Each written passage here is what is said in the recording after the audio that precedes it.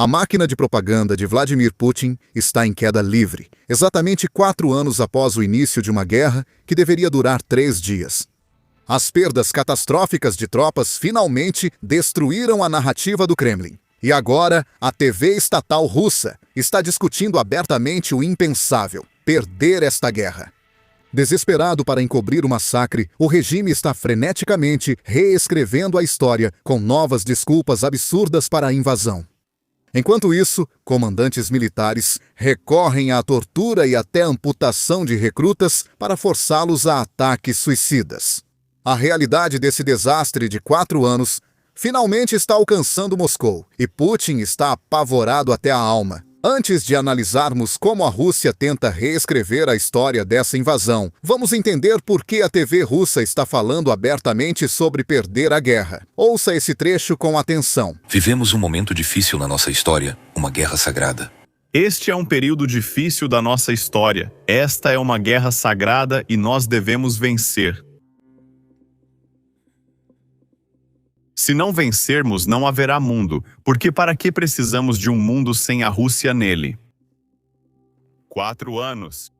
E a guerra continuará pelo tempo que for necessário até alcançarmos os objetivos formulados e estabelecidos pelo nosso comandante supremo, Vladimir Vladimirovich Putin. O comandante supremo, Putin Vladimir Vladimirovich. Vale destacar que esta televisão é controlada pelo Kremlin. Os mesmos canais que por 4 anos chamaram esta guerra de Operação Gloriosa agora discutem abertamente a derrota. Isso não acontece por acaso na TV russa. Tudo é roteirizado, tudo é aprovado pelo Kremlin. É por isso que chamamos de TV do Kremlin. O fato de transmitirem conversas sobre derrota indica que o Kremlin prepara o público para essa possibilidade ou testa sua reação. 4 anos de tudo indo conforme o plano. E agora isso.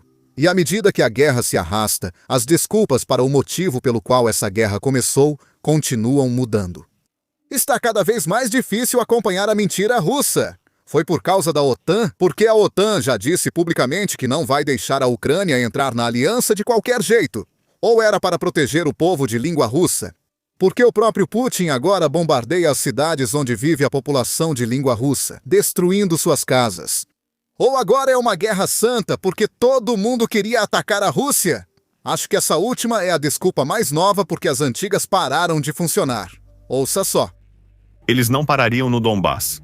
Não, claro que não. Depois seria a Crimeia. Eles não pegaram só a Crimeia e o Kuban, ou seja, eles pegaram os mapas de lá. Eu mesmo vi algumas coisas achadas nas bases de Mariupol. Dá pra ver que eles estão trabalhando... Está claro que eles trabalharam com dados fornecidos pela OTAN. Agora, propagandistas russos dizem ser uma invasão preventiva, alegando que a Ucrânia planejava invadir a Rússia e tomar a Crimeia e o Kuban. Então, a Rússia teve que invadir a Ucrânia para impedir que a Ucrânia invadisse a Rússia. Essa desculpa só apareceu no 4º aniversário. E isso me faz pensar por quê? Por que agora? E a resposta é bem óbvia. Putin precisa de uma nova história. As antigas desmoronaram. Mas aqui está o problema de afirmar que isso sempre foi para ser uma guerra longa. Temos provas de que não era. E essa prova veio dos corpos dos soldados russos que morreram bem nos arredores de Kiev. Ouça só. Eu atuo na indústria de armamentos e já presenciei muitas coisas interessantes, inclusive projetos dos Estados Unidos e meus próprios. Eu conheço muitos dos sistemas de armas que a Rússia e a China estão usando ou desenvolvendo. Algumas das coisas que a China e a Rússia estão fazendo mostram que o que os Estados Unidos fazem é ficção científica. Percebi que a arma mais poderosa deles não é bomba, míssil ou drone. É a capacidade deles de controlar a mente das pessoas através da mídia, da propaganda, de uma espécie de pressão do Estado. Um bom exemplo disso é a Ucrânia.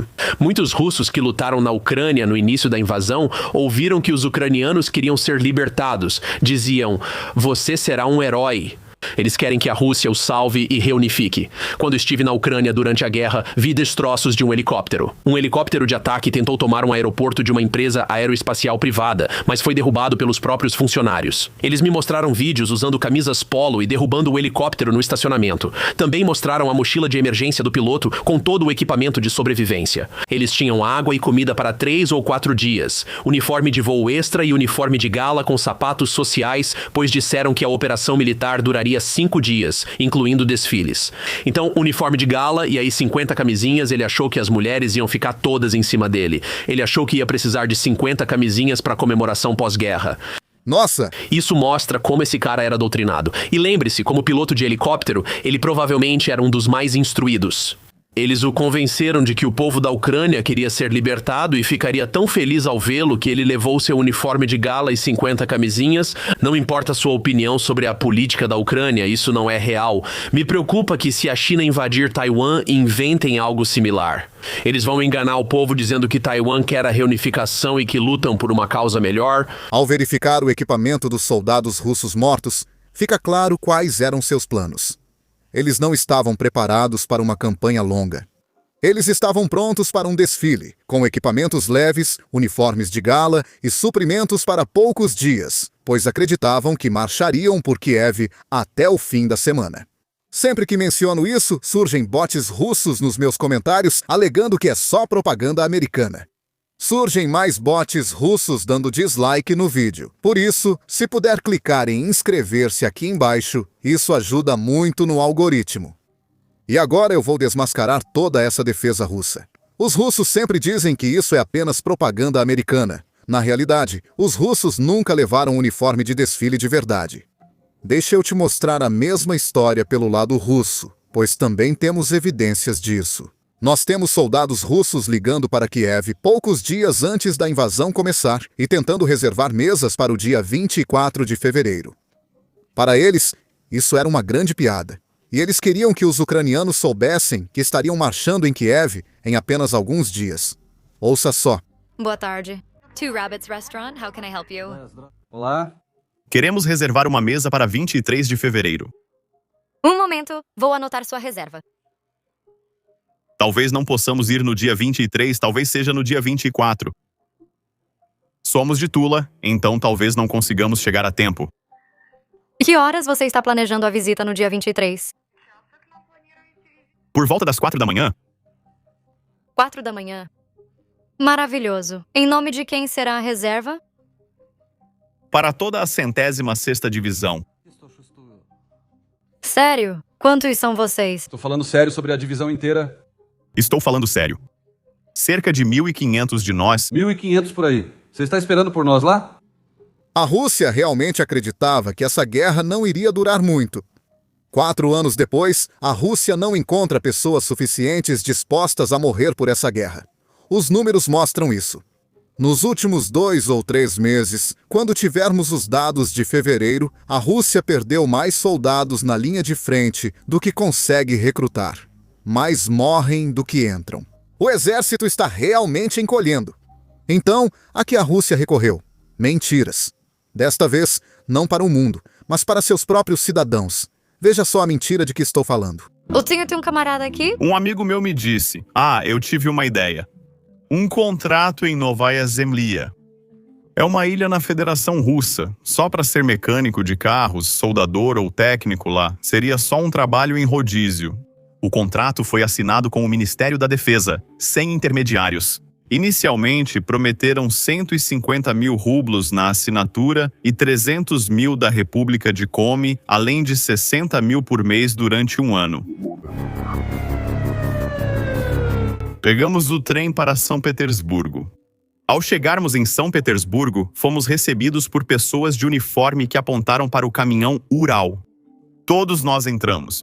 E os caras que estavam lá disseram que Novaya Zemlya. Nós vamos para Belgorod, a direção de Kharkovia. Nós, claro, ficamos todos surpresos. Muito surpresos. Quase todos aceitaram a situação, pensando que talvez fôssemos ser técnicos lá. Seríamos técnicos. Fomos designados e levados para uma cidade chamada Shebekino, e um dos comandantes, dos chefes, simplesmente disse que todos nós seríamos ou soldados de assalto ou sapadores. Eles inventam histórias para convencer russos a assinarem contratos com o exército, prometendo dinheiro que nunca chega e bônus cancelados. E quando essas mentiras não funcionam, eles usam a força. Acho que isso está no DNA russo. Veja o que quero dizer. Vou te contar o que acontece com soldados russos que desobedecem ordens. De acordo com os soldados que acabamos de ouvir, Ele foi espancado por se recusar a participar de um ataque, depois jogado em um buraco e então amarrado a uma árvore descalço em temperaturas congelantes. O congelamento foi tão severo que vários dos seus dedos dos pés tiveram que ser amputados sem anestesia. Ele conseguiu escapar na segunda tentativa. Atualmente, ele está na Armênia, mas teme ser sequestrado. Por isso, planeja se mudar para um lugar mais seguro na Ásia. Já a maioria dos soldados russos não tem essa sorte e não consegue escapar. Eles são forçados a ir para a linha de frente, enganados sobre o que os espera, e depois jogados em ataques dos quais não conseguem sobreviver. Este é o exército de Putin em 2026. Há um padrão claro nesta guerra. Sempre que a Rússia encontra dificuldades na linha de frente, intensifica ataques contra civis ucranianos, principalmente no inverno. Atacam infraestruturas de energia, como usinas e sistemas de aquecimento, tentando congelar os ucranianos até que se rendam. As temperaturas caem abaixo de zero, e a Rússia bombardeia sistemas que mantêm as pessoas aquecidas. Mas Putin esqueceu algo importante. Quanto mais ele ataca civis ucranianos, mais unida a sociedade ucraniana se torna. Quanto mais sofrem, mais percebem que viver sob Putin seria pior. Isso não está vindo da Ucrânia. Na verdade, isso está vindo dos próprios propagandistas russos, que agora estão admitindo isso na televisão. Ouça só. A resiliência das forças armadas da Ucrânia segue forte. Eles continuam fabricando drones como antes, pois precisam de geradores a diesel para isso. O desligamento da rede elétrica não tem efeito.